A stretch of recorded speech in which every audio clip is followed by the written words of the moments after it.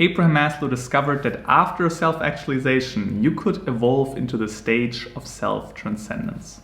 And people who experienced that described it as pure happiness. Every doubt, fear, tension was left behind. It felt like the ultimate truth, as if you have seen the secret of life. And people also said that it is as if somebody removed the curtain. They described it as a form of awakening, the end of all effort and striving, like you arrived. And it feels like everything is connected. There's not much of a difference between you and others. That sounds like a very spiritual experience to me. And what I found very fascinating is that what people described when they talked about self-transcendence, this is exactly what Buddhists call enlightenment. All the description, everything that I shared right now, this is exactly what people describe when they talk about enlightenment in Buddhism.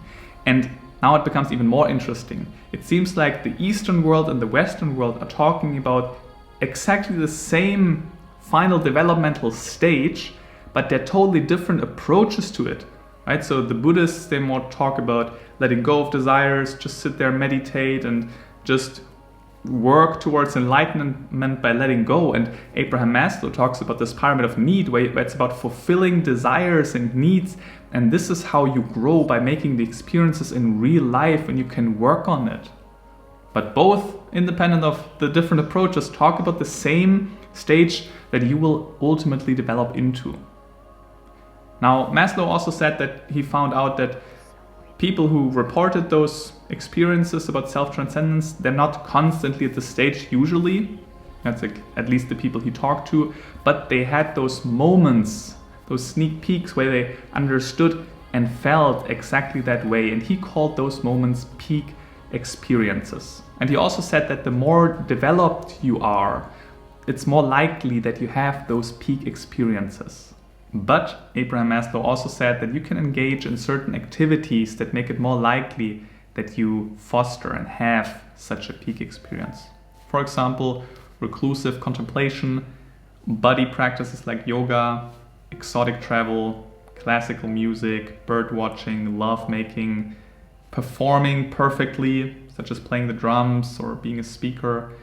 And he also talked about specific moments. For example, he interviewed once a woman that reported a peak experience while she was preparing breakfast for the kids.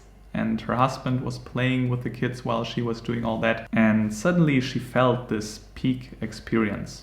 But Maslow also said that you cannot decide on when you're going to have such a peak experience. You more get surprised by joy. You get surprised by this peak experience.